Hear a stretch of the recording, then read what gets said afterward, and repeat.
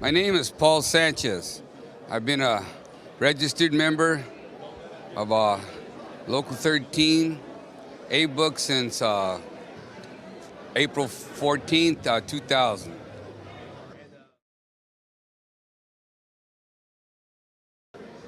I've been a member for since 2000. I've always ran for office. It's my 12th year executive board. I was 1981 when I came out of the United States Marine Corps. I was a Teamster, Local 986, El Sereno, California, chauffeurs, drivers, miscellaneous helpers. I went back in the Marine Corps in 1983 for a short stint, and they asked me to go, and I went like a patriotic American citizen. And I came out and I became a union carpenter. Back then you could obtain a journeyman's card, by paying for it. And then became a union plumber. Then God just blessed me with this job by becoming a casual in 1994. And I've always believed that organized labor I was told this by an elderly man named John Hurley, who was an old railroad man from Chicago. And he always said like this: the union and organized labor is the only weapon the working man has against Wall Street.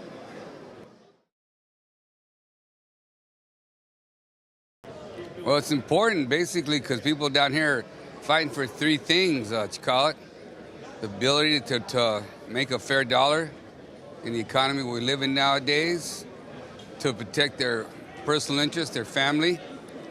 They want to see their children grow up to have an opportunity to go to college, to obtain a better than average living standard, because due to the eradication of the middle class, because more jobs are leaving the nation all the time.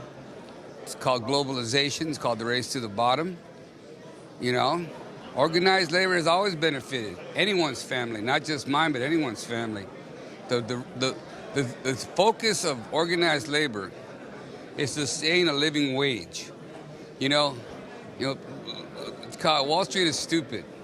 They think that just because in China you can get by on $2 a day, or some third world country in South America, Chile, Bolivia, Colombia, which unfortunately are a lot of farming communities, and their main export is cocaine, crops. But, that doesn't do no benefit for their advantage of the furthering of their families or education of the people, or basically it turns their government into cartels and those people into indentured servants, and moreover just exploits them for what little they have, and they receive less of any type of monetary gain, because it doesn't go back into the community. It just goes into certain affluent people's pockets. This was the strongest local. We have the most members. We have we're a very, very diverse local. Ours, we have a registration of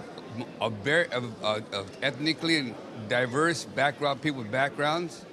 41% of Americans working class are single women, and the women that work down here who have children or not are able to attain a lifestyle which they can buy homes for their educations, and basically not having to worry about anybody else, footing the bill for them.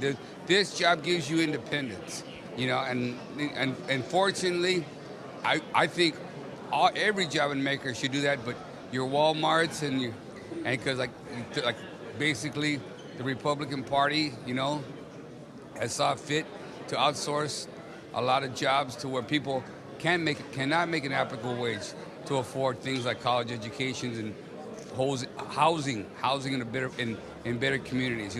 Basically the American right to live a stress-free life by having some affluence and some monetary gain and some